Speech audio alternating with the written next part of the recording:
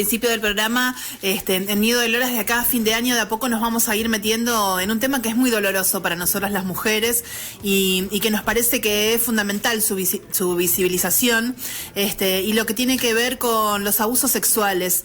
En las últimas semanas hemos escuchado noticias de la ciudad de Rincón y de otras localidades en donde se han hecho públicas algunas situaciones de abuso, todas aberrantes, todas ellas aberrantes.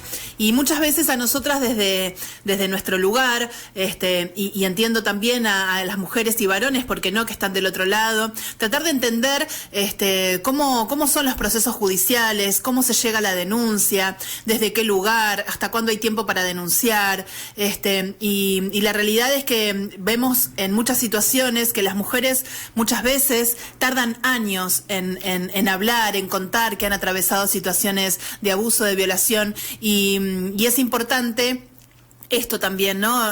Recalcar que los tiempos de cada una son personales, son individuales y que no hay que juzgar esos tiempos y que a partir de ahí es donde tiene que ponerse en acción la justicia, y por eso entonces tenemos del otro lado la comunicación con la doctora Carolina Walker. Ella es abogada y trabaja en muchas situaciones que tienen que ver con abusos sexuales, así que por eso la convocamos esta noche. Buenas noches, Carolina. Buenas noches, ¿cómo están ustedes por ahí? Bien, estamos bien. Bueno, como decíamos al principio, la idea es que de a poquito podamos meternos en este tema que es triste, que es doloroso, sobre todo para nosotras, cuando abrimos alguna red social, alguna página de noticias y encontramos otra vez una nueva denuncia de abuso. Por un lado, sentimos la indignación que eso nos produce, pero por otro lado también esto que genera la posibilidad de la denuncia, la posibilidad de dejar atrás el silencio, y poder decir que es un montón. Entonces, bueno, mi primera pregunta tiene que ver con eso. ¿Cuánto tiempo, digamos, la justicia contempla, o si es que contempla algún tiempo, como para que una mujer, o una joven o una niña, pueda expresar que fue abusada? Bueno, esa es una pregunta que hoy digamos, tiene una respuesta muy abierta, ¿viste? Porque si bien el Código Penal establece determinados tiempos de prescripción, digamos, de las acciones penales, hoy por hoy en todo lo que es delitos sexuales se está empezando a dar, digamos, una serie de fallos jurisprudenciales en donde se aplican las mismas teorías de la prescripción de los delitos de lesa humanidad, es decir, que son imprescriptibles algunos cuando digamos, obviamente hay que ver el caso en particular. Cuando estamos hablando de menores de edad, se ha modificado la ley penal y la prescripción se empieza a contar a partir de los 18 años. Concretamente, los delitos vencen, digamos, la acción penal vence o prescribe, por decirlo de alguna manera, cuando transcurre el máximo de la pena. En el caso de los delitos sexuales, si bien el máximo de la pena es de 20 años, se cuenta el plazo de 13 años. Pero bueno, se está empezando a discutir esto que te decía yo de la prescripción de los delitos sexuales como delitos de lesa humanidad. Que bueno, es algo que venimos solicitando desde hace mucho tiempo, quienes venimos trabajando en esto. Pensá que muchas veces el proceso de develamiento del abuso sexual, como vos muy bien decías, comienza muchísimos años después del abuso, cuando esa mujer es adulta, cuando recuerda a partir de hechos traumáticos o a partir de todo este movimiento que estamos teniendo en el Buena Hora, empieza a animarse a hablar, y muchas veces han pasado 20, 30 años. El otro día salió una noticia, creo que de la provincia de Formosa, que condenaron a una mujer de 80 años por abusos que había cometido conjuntamente con su esposo, que ya había fallecido hacía como 40 años. Digamos, están empezando a dar, digamos, una serie de fallos jurisprudenciales que esperemos que sigan avanzando, y bueno, y esperemos que también eso lleve a una reforma legislativa. Pero bueno, es un poco difícil, digamos, la respuesta. Concretamente, lo que nosotros siempre les recomendamos a las víctimas, que por más que el hecho esté prescripto, que igual denuncien, que muchas veces hay causales de interrupción de esas prescripciones y se puede trabajar desde algún lugar. Lamentablemente, cuando han pasado 20, 30 años, lo más probable es que las causas no avancen también por la debilidad de la prueba, pero bueno, es importante igual esa denuncia y ese, digamos, hablar de lo que pasó también para que no le ocurra a otras, ¿no? Nosotros ahora las causas de Rincón que vos contabas, la mayoría de las causas son abusos cometidos hace muchísimos años. En el caso que se conoció, que fue el primero, que es el famoso caso M, estamos rondando los 12, 13 años del hecho, del último hecho.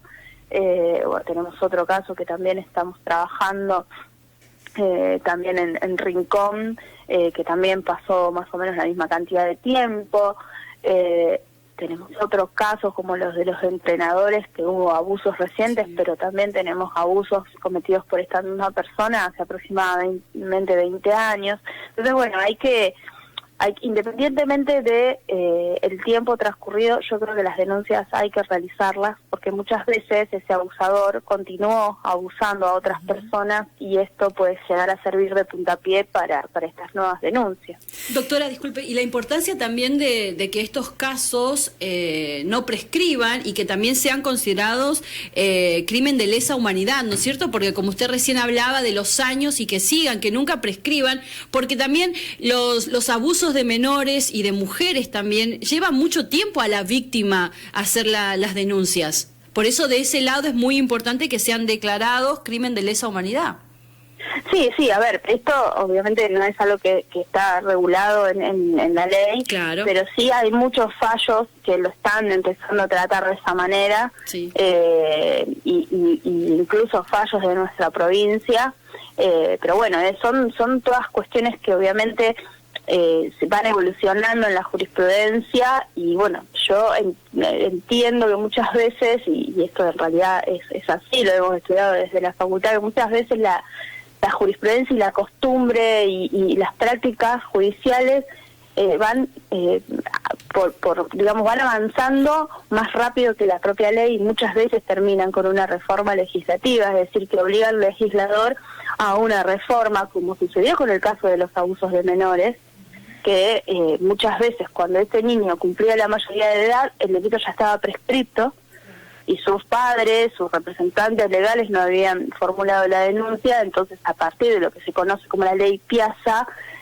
los delitos cometidos en contra de menores de edad comenzaban a prescribir a partir de los 18 años. Digamos, son todos avances legislativos, pero que primero tuvo que recorrerse un camino en los tribunales para que finalmente el legislador recoja el guante y legisle sobre eso. Esperemos que en estos casos, con estos casos, a partir de estos casos, empiece a ocurrir lo mismo.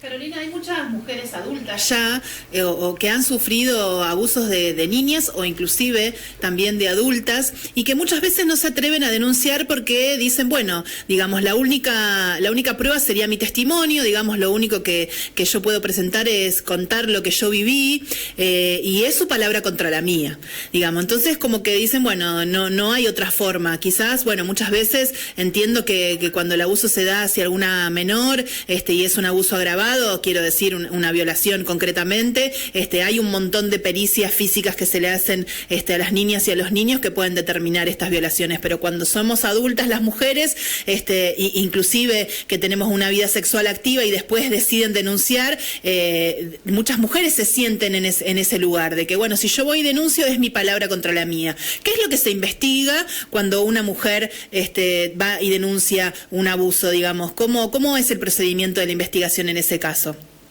A ver, es que ese mismo testimonio es la prueba fundamental. Tengamos en cuenta que la propia característica de los delitos sexuales es precisamente la privacidad del delito. O sea, nadie va a abusar a nadie delante de la gente, o por lo general no ocurre de esa manera. Entonces, ese testimonio se transforma en la prueba principal. Hay que analizar muchísimas cuestiones y el juez que va a decidir en definitiva la causa termina siendo de alguna manera quien analice la credibilidad de la víctima. Incluso hay, digamos, toda una nuevas prácticas en donde ya no se perita a la víctima. Nosotros tenemos un caso, por ejemplo, que es tremendo en Firmat, de una chica que tenía 15 años al momento de ser abusada, un 1 de enero, luego de haber festejado con sus amigos el año nuevo, y al llegar a su casa abusada de una manera tremenda, obviamente su familia reaccionó como pudo, llamando a la policía. Bueno, después revictimizada desde el minuto cero, no por su familia, claro, sino por las autoridades que llegaron a su casa, y ella en un primer momento lo que atinó a hacer fue a no querer provocar la ira de su papá. Entonces dijo, no conozco a quienes me abusaron. Y a partir de ahí, un proceso de ese develamiento, de ese abuso sexual que ella había sufrido, hasta que ella termina contando, en definitiva, después de todo un trabajo psicológico, quién había sido ese abusador, que es un chico que era un amigo de ella, que vive a pocas cuadras de su casa, y esa persona, primero, que está en libertad, y segundo, que venimos hace 2 años y medio tratando de convencer al fiscal, que es el representante del Estado y que tiene, digamos, la persecución pública de los delitos, de que la víctima en realidad no miente, que es un proceso normal, el develamiento paulatino del hecho, y fue sometida a pericia, y que es una barbaridad. Ya nuestra corte, a partir de un caso hace muy poco, dijo que a la víctima no se la puede peritar, digamos, que es el mismo juez quien tiene, digamos, la función de analizar la credibilidad de ese testimonio. No podemos seguir revictimizando, digamos, a una niña, a una mujer que sufrió un hecho tan traumático, a pericias psicológicas, como si fuera el imputado, como si fuera un objeto de prueba, porque no es un objeto de prueba, sino que es precisamente el sujeto que sufrió el delito, y uno de los delitos más aberrantes que existen en la legislación. Por eso yo creo que tenemos que empezar a entender que no es mi palabra contra la de él. Mi palabra es la prueba fundamental de lo que me ocurrió. Mi testimonio es muchísimo más importante de lo que muchos creen que es, y por eso es tan importante el momento de la denuncia, el acompañar a esa mujer para que sienta la seguridad de que su palabra va a ser escuchada. Y es muy importante todo lo que está pasando en la ciudad de Santa Fe, en Rincón, digamos, de que le empezamos a creer a la mujer, que ya no se la cuestiona como se cuestionaba hace unos años. Bueno, seguro que esta está mintiendo, bueno, pero si ella dice esto y él dice que no fue, ¿cómo probamos algo que pasó hace 20 años? No, a ver, hoy por hoy la palabra de la víctima es importante, es una prueba fundamental, y muchas veces es la única prueba que se tiene en un juicio, y eso no quiere decir que no se pueda obtener una condena. Y también con respecto, cambiando el tema, también lo que pasó en las últimas horas con respecto al juicio político al juez, digamos, que liberó a un violador por usar preservativo. Bueno, ni hablar, digamos, la falta de perspectiva de género en la justicia es terrible. El juzgamiento de la víctima, el señalamiento de la víctima y la justificación de conducta del macho, del hombre, claro, digamos, sí. Es tremendo. Pero, a ver, el caso del juez Mignarini no es el único caso. Yo creo que, más allá que, por supuesto, condeno el fallo espantoso que ha dictado, en Santa Fe tenemos cuestiones muchísimo más graves y que no se pueden revertir, como se pudo revertir este fallo, que por suerte la Cámara lo revirtió inmediatamente. Tenemos jueces de familia que revinculan a los abusadores con los niños abusados. Entonces, digo, y a ellos nadie los somete a juicio político, y no es uno o dos jueces, son jueces de familia que están a cargo de las relaciones de familia, de los regímenes de comunicación, y que obligan a los niños abusados a revincularse con su abusador o con su mamá cómplice de un abusador. Digamos, no es un caso aislado el de Mignarini. Claro que no. Digamos, eso es lo que hay que empezar a entender, y tenemos que empezar también las mujeres que trabajamos en esto y las organizaciones de mujeres a no elegir, digamos, el caso más grave, sino empezar a decir todo lo que ocurre en la justicia. Por eso también es muy importante todo lo que tiene que ver con el movimiento feminista, también aquí en la ciudad de Santa Fe y también todo lo que se organiza a nivel nación, porque a veces no son escuchadas y bueno, en estos casos que salen, protestan, bueno, sale a la luz, digamos, todo lo que sabemos, lo que pasó en el transcurso de la mañana con respecto al juez. Seguro. Yo creo que el movimiento de mujeres y de madres también, y de, bueno, ahora lo que está pasando en Rincón, digamos, en este grupo de mujeres de pañuelos amarillos, es fundamental. El hacerse escuchar, la movilización es fundamental. Pero creo que tenemos que llegar también al momento en donde no necesitemos movilizarnos para que tengamos una justicia como la gente, digamos, que la justicia como la gente exista y que los jueces tengan formación en género, tengan formación en niñez y que no ocurran estas cosas como la del juez Pingarini, como la de los jueces de familia que revinculan abusadores con sus víctimas. Algo que a mí me parece que también es importante destacar para quienes están del otro lado. Yo siempre intento imaginarme a quien está atravesando o atravesó alguna situación de abuso y todavía no se animó ni siquiera a contar a su mejor amiga, entonces que uno encuentra que el proceso de la denuncia todavía está lejos quizás, una palabra para aquellas mujeres, para que también entiendan ¿qué pasa legalmente con las personas que son acusadas, digamos, de abuso, ¿no? ¿Cuál es el proceso? Las mujeres van, hacen las denuncias, ¿y qué sucede entonces con estas personas? Porque hay algunos que se los detienen inmediatamente, porque a otros no. Y bueno, eso depende mucho también del fiscal que esté de turno en ese momento. Hoy por hoy, la mayoría de los casos, más cuando son, digamos, casos de abusos sexuales calificados y abusos sexuales infantiles, la mayoría de las veces termina en detenciones, digamos, inmediatamente a la denuncia, y más cuando son hechos realmente graves. Pero bueno, muchas veces eso no sucede y existe, digamos, un proceso bastante arduo y bastante rebuscado, por decirlo de alguna manera, en la justicia. La verdad es que está funcionando. Yo lo que veo, y esto me hago cargo de lo que digo, yo estoy viendo que funciona mejor que hace 2 o 3 años atrás. Estamos a años luz de lo que pasaba hace 2 o 3 años atrás. Hoy por hoy tenemos una unidad de género que funciona bastante bien, pero tenemos lamentablemente poquísimos fiscales. Tenemos algunos más estrictos que otros. No es lo mismo que determinado fiscal asuma el caso desde el minuto cero que sea otro. Y a mí me ha pasado en casos, a ver, por ejemplo, como el de Stefanucci en Vera, en donde hicimos la denuncia, el otro día lo teníamos a Stefanucci detenido, y hoy por hoy lo tenemos a Stefanucci, digamos, con una prisión preventiva. Y me ha pasado casos gravísimos que hoy por hoy estamos teniendo en la ciudad de Santa Fe de 2 niños, en especial una de las niñas que era abusada por su padrastro y por familiares menores de edad de su padrastro, con conocimiento y participación de la mamá, es decir, un caso de abuso sexual calificado, corrupción de menores y bueno, un montón de otras calificantes. Y tenemos a los abusadores ni siquiera imputados, y esta denuncia fue hecha hace 3 o 4 meses atrás. Claro. Tenemos otro caso de Clason, de un abuso sexual con acceso carnal de una niña de 16 años, y tenemos al abusador viviendo al lado de la casa de la niña y tampoco pasó nada. A veces es una lotería, lamentablemente.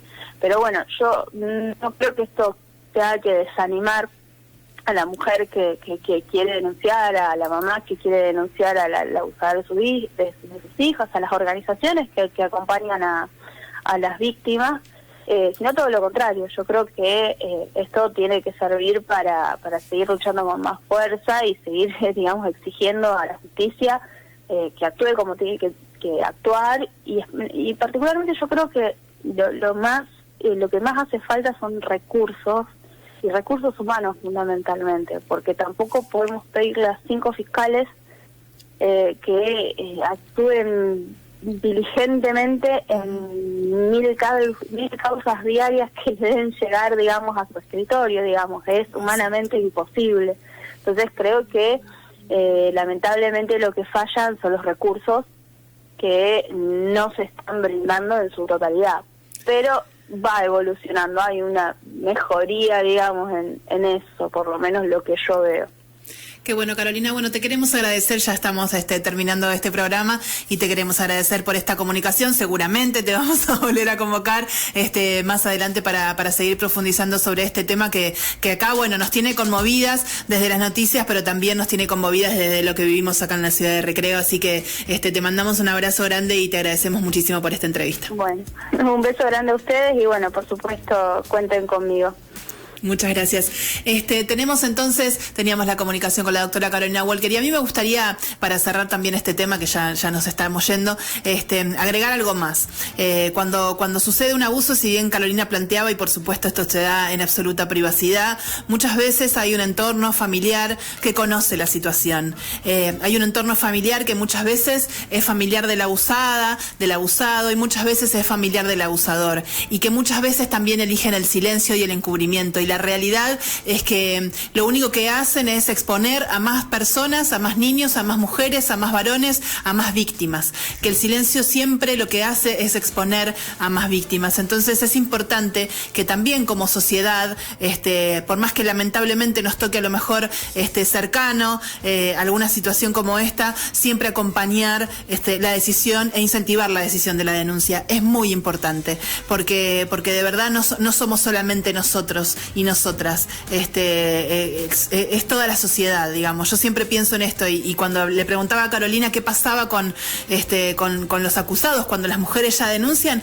pensaba en las otras mujeres. Siempre pienso en las otras mujeres, en las mujeres que tienen que trabajar con esos tipos que son acusados de violación, las mujeres que tienen que compartir, a lo mejor, no sé, el colectivo, con un tipo que es acusado de violación. Acá en Recreo, como todos sabemos, nos conocemos mucho y hay muchas situaciones en Recreo, inclusive muchas que se han hecho públicas, y la realidad es que es difícil muchas veces creer que hay otras mujeres teniendo que convivir con personas diariamente que son acusadas de violación. Entonces, me parece que en ese sentido sería importante, como decía Carolina, que la justicia sea más pareja, ¿no?, en cuanto a sus decisiones, y que si realmente hay alguien que pone en riesgo a otras mujeres a volver a cometer un acto como ese, no debería estar libre. Sí, sino también como comentábamos también, que siempre a la mujer se la prejuzga por todo. Exacto. Siempre, por todo. O sea, si uno, si hay un abuso, no, porque usó la pollerita, porque se maquilló, porque es una remera corta, no es eso. Hay un abuso, es un abuso. O sea, no hay que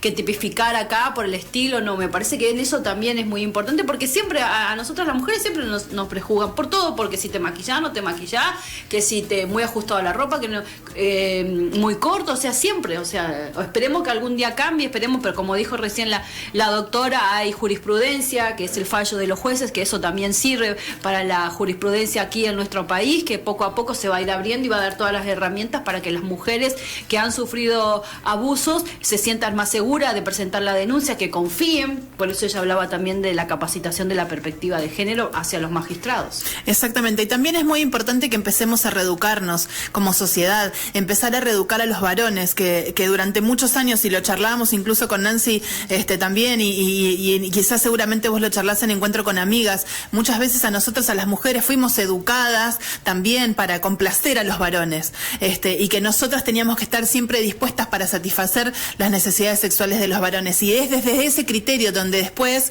se deforma, digamos, y transitan estas situaciones de absoluta violencia y humillación como son los abusos. Entonces, de verdad tenemos que reeducarnos y de verdad tenemos que incentivar a que, por supuesto que el no es no, pero que además tanto los varones como las mujeres entendamos que todas las situaciones se tienen que dar de mutuo acuerdo, digamos, independientemente de lo que el otro te genere. Lo que el otro te genere es un problema tuyo. El otro no tiene la culpa de lo que te genera. Entonces, la realidad es que siempre todas las relaciones, no solamente las sexuales, todas las relaciones tienen que ser consensuadas.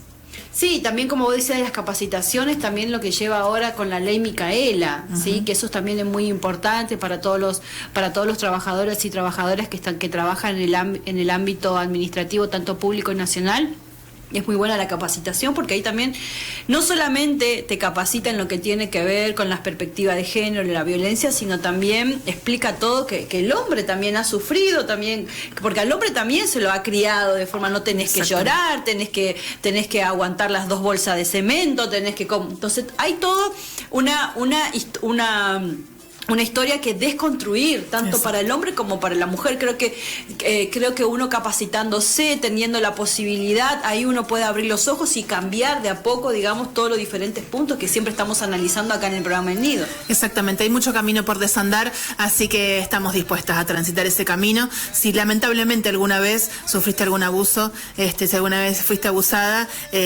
contáselo a alguien. Seguramente te van a acompañar.